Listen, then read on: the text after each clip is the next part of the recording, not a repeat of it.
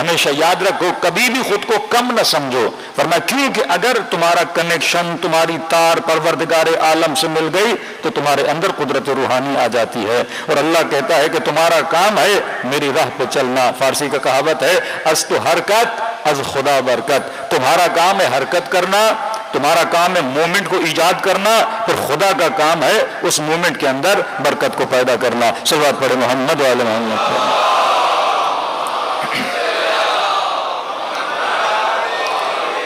تو ایک دو مجلس امام حسین تھوڑی میں ریپیٹ کروں گا شروع دن سے تاکہ آپ کے ذہن میں خاکہ بن جائے۔ پہلا خاکہ افادیت عاشورہ، مجلس عقل کو مضبوط کرتی ہے، علم کو مضبوط کرتی ہے۔ سیکنڈ، مجلس کا مقصد انسان اصلاح کرے۔ اب اصلاح کس کس چیز میں کرے؟ گھر کی اصلاح، اپنے ذات کی اصلاح، معاشرے کی اصلاح، اپنے اولاد کی اصلاح، اپنی گفتار، اپنی رفتار، اپنا کردار، اس کی اصلاح کرے، یہاں تک کہ طرز سوچ کیا ہونا چاہیے۔ اکثر اختلافات کیوں؟ کیونکہ ہمیں نہیں پتا ہماری سوچ کیسے ہو، اس پہ میں کل آؤں گا، لیکن اس دن وعدہ کیا تھا فیملی کے حوالے سے کہ دشمن چاہتا تھا کہ خاندان تباہ ہو جائے، امام حسین چاہتے تھے ہمارے گھروں کے اندر، خاندانوں کے اندر اصلاح ہو جائے۔ اب جب آپ گھر میں بیٹھتے ہیں کئی چیزیں گھر کے اندر ہیں، گھر کی بناوٹ کیسی ہونی چاہیے، گھر میں رہنے والے افراد کا لباس کیسا ہونا چاہیے، گھر میں سفرے پہ پڑے ہوئے کھانے اور غذائیں کیسی ہونی چاہیے، گھر میں جو بندہ کمانے جاتا ہے اس کا کاروبار کیسا ہونا چاہیے، جب معاشرے میں جاتا ہے اس کے دوست کیسے ہونے چاہیے، اس کی بیٹی کے لیے رشتے آتے ہیں، جب کوئی ایسا رشتہ آئے یہ کون سی خصوصیت دیکھے کہ اس کے داماد میں خصوصیت کون سی ہونی چاہیے۔ یہ لڑکا جب شادی کرنا چاہتا ہے، نسل بڑھانا چاہتا ہے، فیملی سسٹم کو گروتھ کرنا چاہتا ہے، یہ کس خاتون کا انتخاب کرے۔ ہر چیز میں اگر اصلاح ہوگی پھر آپ کی نسل بنے گی، پھر آپ اہل بیت کے سسٹم میں چل پاؤ گے۔ لیکن نہیں، میں کہوں کہ میں مسجد میں آ کے نماز پڑھوں لیکن شادی تو میں نے اپنی مرضی سے کرنی ہے، مجلس میں آؤں گا امام حسین کی لیکن بیٹی کے لیے رشتہ آئے وہ اصلاح مد نظر نہ رکھوں جو اہل بیت کی نظر میں تھی۔ کہ چھٹے امام فرماتے ہیں جس نے مال دنیا اور دنیا کو دیکھ کر اپنی بیٹی کی شادی کرائی، قیامت کے دن لکھا جائے گا اس نے اپنی بیٹی کا قتل کر دیا۔ اور کئی لوگ ایسے قتل کرتے رہتے ہیں، کئی جوانوں کی زندگیاں تباہ و برباد ہو جاتی ہیں صرف والدین کی کبھی ضد و انا کی وجہ سے، کبھی بیٹے کی ضد و انا کی وجہ سے۔ ہمارے مسائل کیوں ہیں؟ کیونکہ جب ہم میل آتے ہیں کہ مجھے یہ پسند ہے، ماں کہتی ہے مجھے یہ پسند ہے، باپ کہتا ہے مجھے یہ پسند ہے، ان تینوں میں سے کوئی یہ نہیں کہتا کہ ہم دیکھیں کہ علی کو کیا پسند ہے، امام حسین کو کیا پسند ہے۔ بھائی قرآن آپ کو معیار دیتا ہے، قرآن آپ کو سانچہ دیتا ہے، اگر یہ معیار نہ دے تو پھر ہم زندگی کیسے، پھر دین اسلام کمپلیٹ دین نہ ہوا۔ اگر مجھے معیار نہ دے، اگر مجھے رول ماڈل نہ دے کہ جناب شادی کرنی ہے، امیر المومنین اس کے بارے میں کیا کہتے ہیں، بکس لکھی گئی ہیں، کتابیں لکھی گئی ہیں، انتخاب ہمسر پر، انتخاب زوجہ پر، انتخاب زوج پر کتابیں لکھی گئی ہیں۔ مومن کاروبار کرنا چاہتے ہو کتابیں اس پر ہیں، اسلامی کاروبار پر، اقتصاد پر، اصلاً اصول مقاصد کہ کاروبار کے اندر، ڈیلنگ کے اندر کون سی چیز حلال ہے کون سی چیز حرام ہے، ہر چیز لکھی گئی ہے۔ اتنی باریک بھی نہیں کہ مرغی کو کاٹنا ہے تو سر کس طرف ہونا چاہیے، چھری کس طرح چلے اور کہاں تک چلے، خون کتنا نکلے۔ اسلام جب اتنی باریکی میں باتیں کرتا ہے تو کیا نسل کی تربیت کے لیے اہل بیت ہمیں نہیں سمجھائیں گے؟ کربلا کی نسلیں جو آپ دیکھتے ہیں یہ معجزاتی طور پہ نہیں بنی، یہ تربیت ہے۔ ام البنین نے ایسی تربیت کی ہے تب جا کے 4 بیٹے ایسے بنے ہیں۔ بی بی رباب نے اپنے بچوں کی تربیت کی ہے تب جا کے بچے ایسے بنے ہیں۔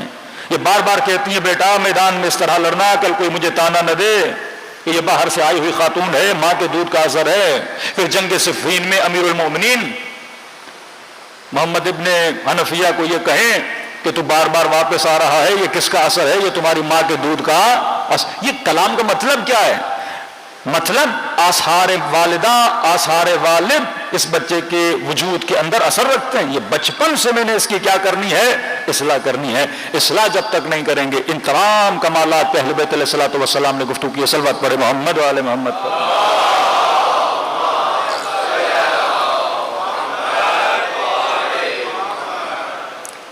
کہا کہ بیٹی کا رشتہ ہے، پہلے یہ دیکھو جوان امین ہے کہ نہیں، صادق ہے کہ نہیں۔ یہ 2 چیزیں ہیں تو سمجھو معاملہ سولو ہے۔ مسجد میں جاتا ہے کہ نہیں؟ کہ مولانا آج کے زمانے میں کسی کو پہچاننا تو بڑا آسان ہے، بہت آسان ہے۔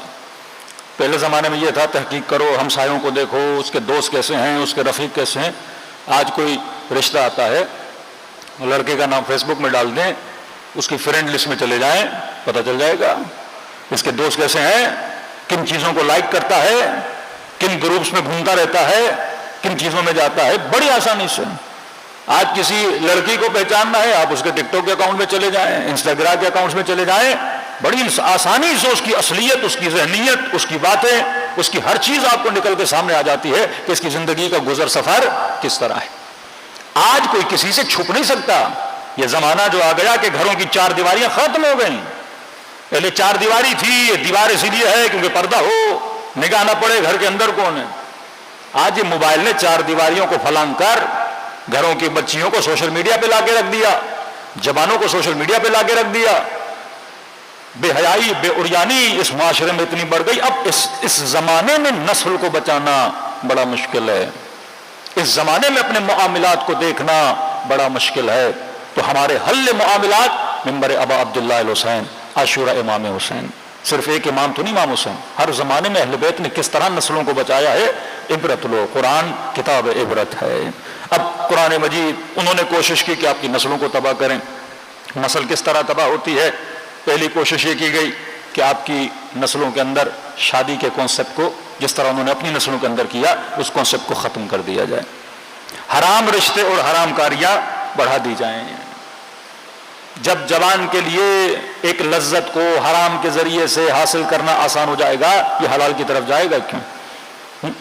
آج بہت بڑھ چکا ہے. ڈیفنس کی طرف آپ چلے جائیں، گھروں کو چھوڑ کے اکیلے اکیلے فلیٹس میں جوان رہنا شروع کر دیتے ہیں کہ جب میں اپنا کما رہا ہوں.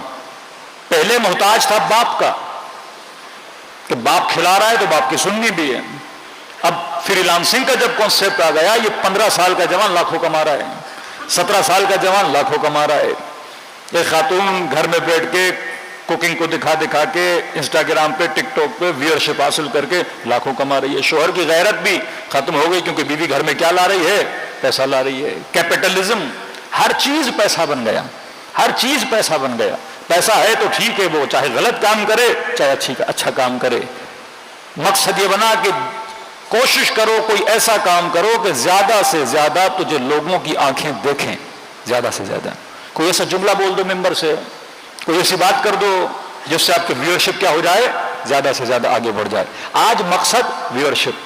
کوئی ایسا ٹیڑھا پھیڑا کام کر دو کہ لوگ دیکھیں یا واہ واہ کریں یا برائی کریں، اس سے آپ کو کیا مل جائے؟ شہرت مل جائے. یہ تبرج جاہلی کا زمانہ ہے. ہمارے یہاں مقصد عین اللہ ہے، اللہ کی آنکھ ہے. یہ پرواہ نہ کرو کہ دنیا کی آنکھیں کیا کہہ رہی ہیں، یہ دیکھو رب کی آنکھ تجھے دیکھے اور تمہاری تعریفیں کرے.